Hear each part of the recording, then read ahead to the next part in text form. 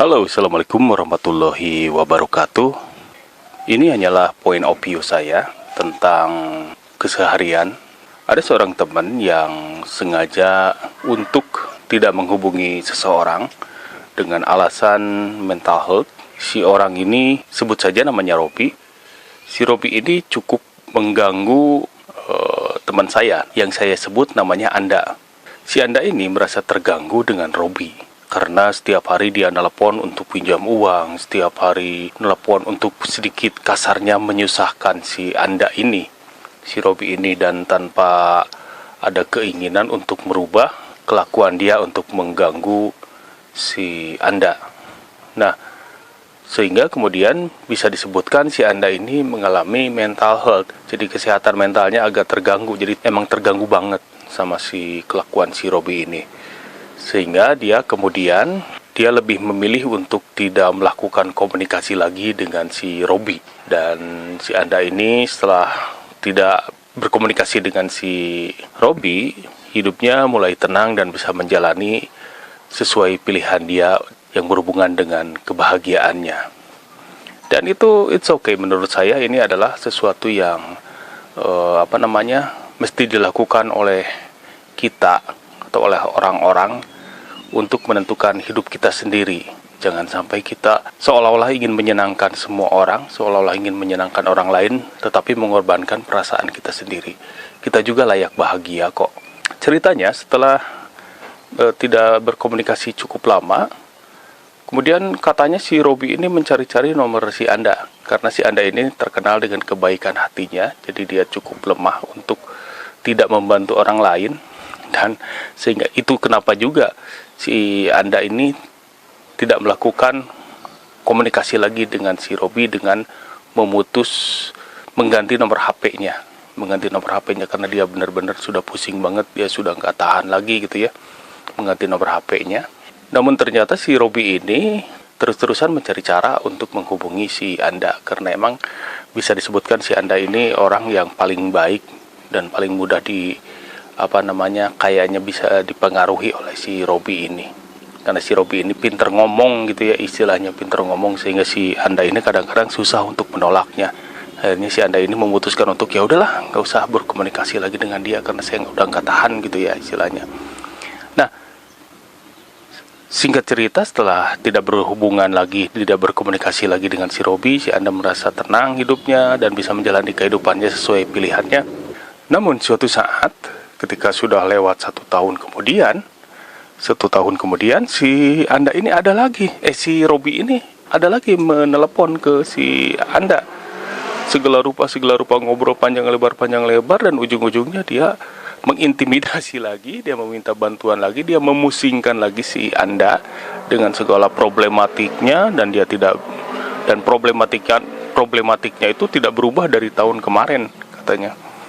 Nah, akhirnya si Anda ini bertanya-tanya, kok kenapa bisa berhubungan lagi, padahal saya cuma memberikan nomor baru ini ke orang-orang terdekat saya, dan itu bisa dihitung dengan jari, khususnya keluarga terdekat gitu ya, yang tahu nomor ini, yang tahu nomor yang dihubungi oleh si Robi ini. Lalu kemudian si Anda ini agak penasaran, dia bertanya ke keluarga siapa yang mungkin memberikan nomor dia ke si Robi.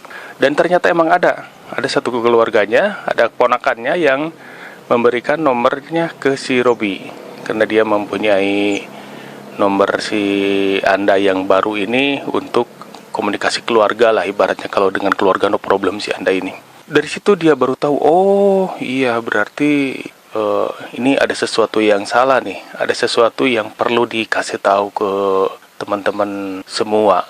Yang kemudian dia bercerita kepada saya juga, tolong sebarkan, tolong kasih tahu, tolong share lah, bahwa jangan sembarangan untuk memberikan nomor telepon kita, nomor HP orang lain tanpa izin dari si pemilik nomor HP-nya, dengan gambaran kasus seperti tadi. Jadi kita nggak pernah tahu apa yang terjadi antara orang, komunikasi antar orang. Mungkin ada masalah di antara orang itu, atau mungkin si orang itu cukup mengganggu, atau orang itu emang orang yang toksik dan lain sebagainya, sehingga kita tidak pernah tahu kenapa ada orang yang susah dihubungi dengan orang tertentu gitu ya. Itu harus menjadi refleksi dan introspeksi. Dan dia berkata, si Anda ini bilang gini, Kang, katanya ke saya, kan nyebutnya Kang, jadi saya jadi ngambil pelajaran dari sini, jangan semudah itu memberikan nomor orang lain.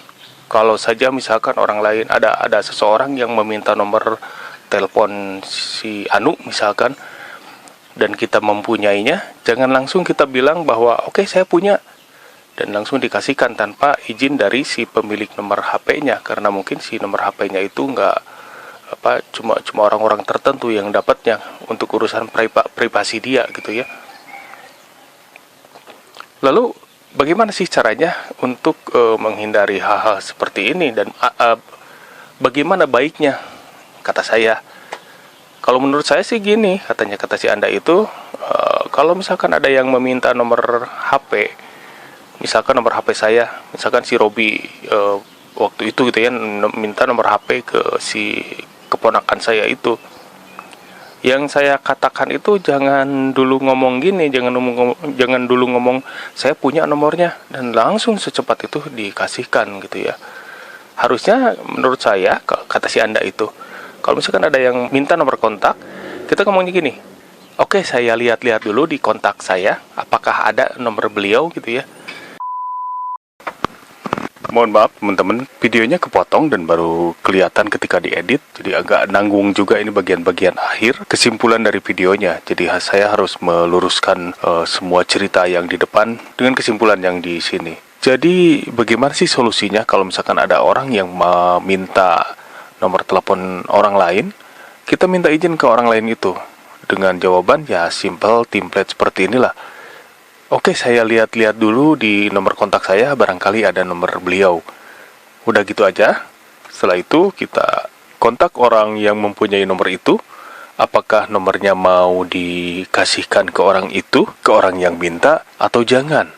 Dan kita nggak usah terlalu panjang lebar menanyakan kenapa dan lain sebagainya.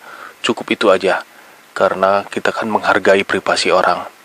Jadi intinya kita jangan sembarangan memberikan nomor kontak kita kepada orang lain, karena kita kan tidak tahu apa yang terjadi di belakangnya. Syukur-syukur kejadiannya tidak membahayakan. Bagaimana kalau kejadiannya itu ternyata lebih tidak baik dari yang kita bayangkan dan akan berimpact pada kita. Jadi hargai privasi orang dan biasakan untuk meminta izin untuk men-share atau membagikan hal-hal yang bukan milik kita. Demikian, kita lanjut ke video berikutnya. Terima kasih. Assalamualaikum warahmatullahi wabarakatuh.